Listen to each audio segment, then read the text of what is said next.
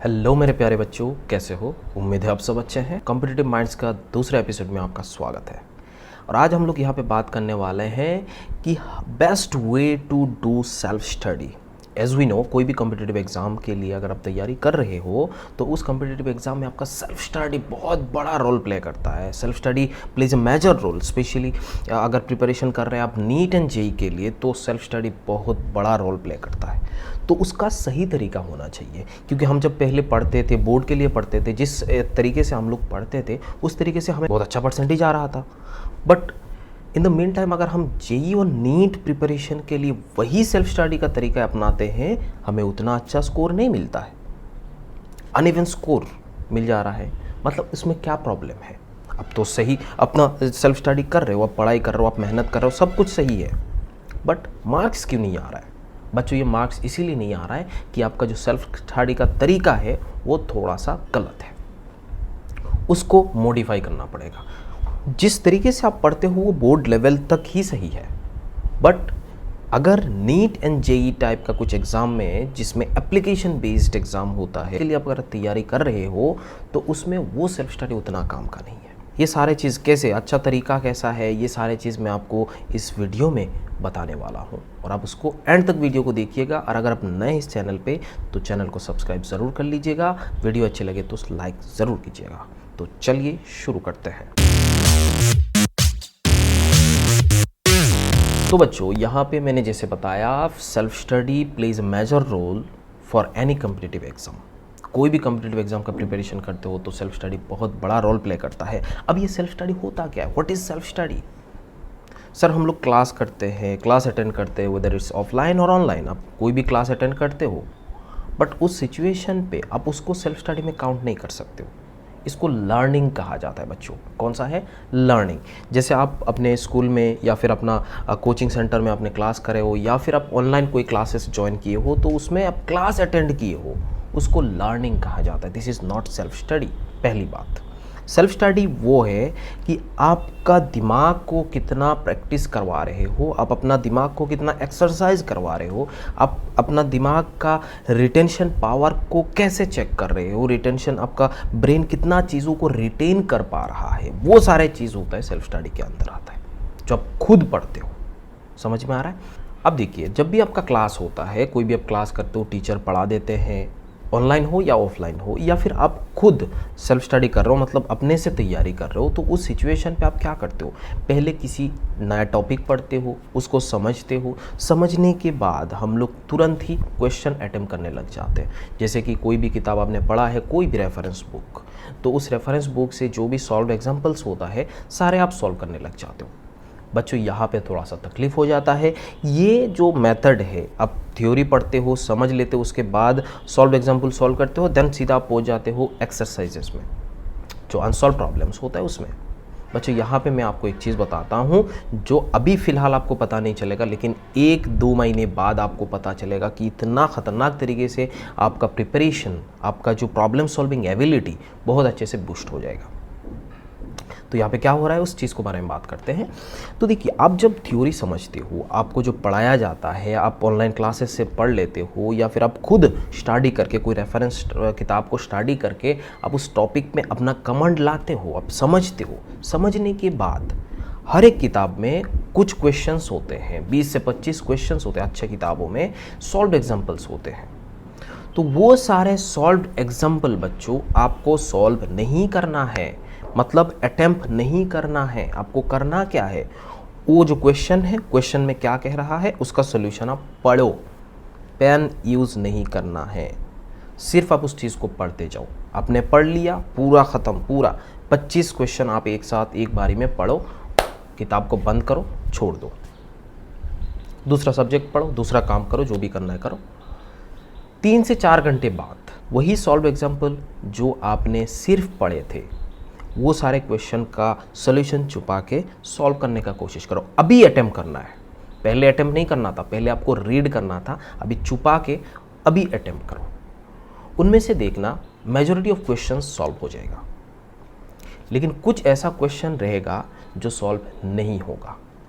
तो वो सारे क्वेश्चन पे आपको सॉल्यूशन देख के कंप्लीट करना है। अब अपने कॉपी में उसको कंप्लीट कीजिए। काम ख़त्म। सॉल्व एग्जाम्पल आपने देख लिया, पढ़ लिया, सॉल्व कर लिया। अब जाके आप अनसॉल्व्ड क्वेश्चंस को लगाइए, सारे A to Z सब अच्छे से। मैंने लास्ट वीडियो में एपिसोड 1 में मैंने बताया था कि न्यूमेरिकल प्रॉब्लम्स कैसे सॉल्व करते हैं, रफ कॉपी में नहीं करना होता है। उसके बारे में मैंने डिटेल बताया क्यों रफ कॉपी में नहीं करते। अगर आप वो वीडियो नहीं देखे तो आप देख लीजिएगा, आई पे क्लिक करके ऊपर आपको शो कर रहा होगा, आई कार्ट में जाके आप उसको चेक कर सकते हो, है ना। तो यहाँ पे आपने अनसॉल्व्ड क्वेश्चन को देख लिया, उनमें से बहुत सारे क्वेश्चंस आएगा जो आपसे सॉल्व नहीं हो रहा है फर्स्ट अटेम्प्ट पे, ठीक है। अब उसको क्या करोगे, आप अपने टीचर के साथ डिस्कस करोगे, दोस्तों के साथ डिस्कस करके आप सॉल्व करके छोड़ दिए, ठीक है। अब ये तो तरीका हुआ सेल्फ स्टडी का पहला दफ़ा, ये पहला दफ़ा ख़त्म हो गया। अब यहीं पे ख़त्म नहीं है, सेल्फ स्टडी के एक और पार्ट है जिसको हम लोग बोलते हैं रिवीजन। रिवीजन का मतलब बच्चों कंप्लीट विजन अगेन, आपको दोबारा उस चीज़ को देखना है। अब देखिए जो क्वेश्चंस आप जो सॉल्व्ड क्वेश्चंस था, जो आपने पहले बार अटक गए थे, वो सारे क्वेश्चंस को अब दोबारा छुपा के, सॉल्यूशन छुपा के दोबारा उसको अटेम्प्ट लीजिए। अब अटेम्प्ट लेने के बाद अब देखिए अपने ब्रेन का रिटेंशन पावर, देखिए कितना वो रिटेन कर पा रहा है, उस चीज़ को चेक कीजिए। तभी आपको पता चलेगा कि किस कॉन्सेप्ट में, किस टॉपिक में पर्टिकुलरली आपको प्रॉब्लम हो रहा है, क्योंकि आपने पहले एक बार देखा है, फिर आपने सॉल्व करने का कोशिश किया, बट उसका सॉल्यूशन देखे, फिर सॉल्व हो गया है। अब एक हफ्ते बाद दोबारा जब आप ट्राई कर रहे हो, फिर भी वैसा अगर कोई गड़बड़ हो रहा है, तो आपको पता चल जाएगा कि इस टॉपिक में थोड़ा सा गड़बड़ है। तो अगर इस टॉपिक में थोड़ा सा गड़बड़ है तो टॉपिक को थोड़ा सा रिवाइज कर लो। जो शॉर्ट नोट्स आपने बनाए थे, शॉर्ट नोट्स के वीडियो में बनाऊंगा 1-2 एपिसोड के बाद, तो यहाँ पे अब क्या करना है, शॉर्ट नोट्स आपको रिवाइज करना है। शॉर्ट नोट्स रिवाइज करके अब दोबारा उस सारे सवाल को लगाने का कोशिश कीजिए। इतना समझ में आ गया तो आपको पता चल जाएगा कि आपका ब्रेन का कितना रिटेन कर पा रहा है। फिर यहाँ पे एक और गलती होता है, बच्चे इन जनरल जो प्रॉब्लम उससे सॉल्व नहीं हो रहा था, डाउट वाला प्रॉब्लम है, बहुत बच्चे करते भी नहीं है। तो कुछ बच्चों का क्या होता है, जो डाउट निकलता है या रॉन्ग हो जाती है, उसको दोबारा अटैम्प्ट करते हैं। बच्चों वो ऐसा नहीं है। अब try to attempt all this questions. अब ऐसा करोगे तो उस पूरा चैप्टर का दोबारा एक रिवीजन हो जाएगा। आप जल्दी में करोगे, ऐसा नहीं है पहली बार में आपने 1 घंटे में अगर इतने सारे क्वेश्चंस करे थे, है ना, तो अभी आप 1 घंटे में नहीं, आधा घंटे या 45 मिनट्स में आप वही सारे सवाल को कर सकते हो, क्योंकि आपने कुछ दिन पहले ये सारे कर लिए हैं। उसका मेथड आपको पता है, तुरंत दिमाग स्ट्राइक करेगा। समझ में आ गया। ऐसे आप करते जाइए, ऐसे करते जाइए। 1-2 महीने के बाद आप खुद सोचोगे, आपका जो प्रॉब्लम सॉल्विंग एबिलिटी है ना, बहुत अच्छे से बूस्ट हो जाएगा। बच्चों ऐसा कीजिए, ठीक है। सेल्फ स्टडी ऐसे ही होता है। और एक बात है, यहाँ पे मैंने एक चीज़ और बोला है रिवीजन के बारे में। तो revision means complete vision again.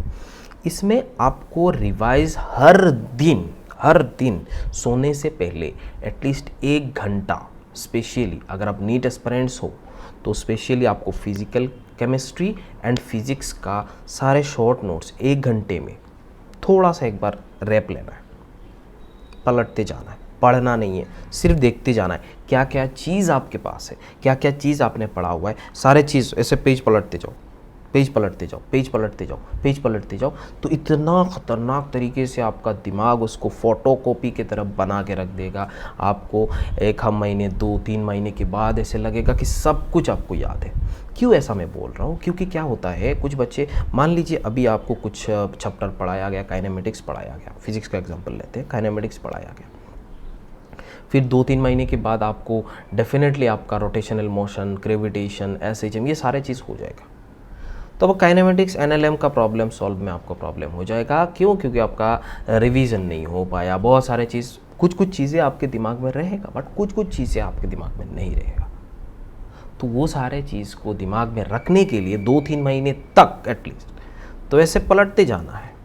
आज एक चैप्टर कर लिए, या फिर आज फिजिक्स कर लिए, कल केमिस्ट्री कीजिए, देन फिजिक्स कीजिए, देन केमिस्ट्री कीजिए। बात समझ में आ रहा है। और मैथ का तो करते ही रहना है ना। अगर आप मैथ जेईई एस्पिरेंट्स हो तो मैथ तो करना, मैथ भी तो करना है, मैथ भी साथ में इंक्लूड कीजिएगा।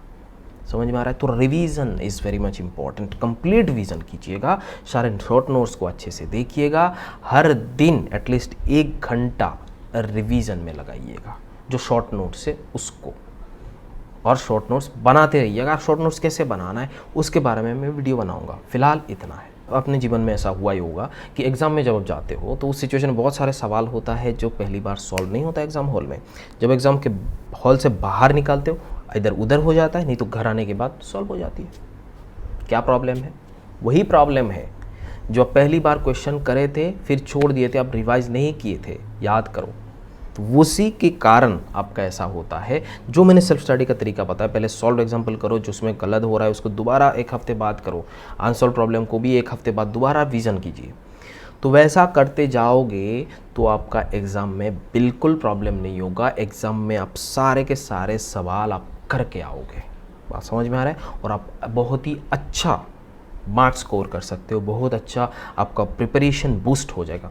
बहुत अच्छे तरीके से आपका प्रिपरेशन बूस्ट हो जाएगा बच्चों।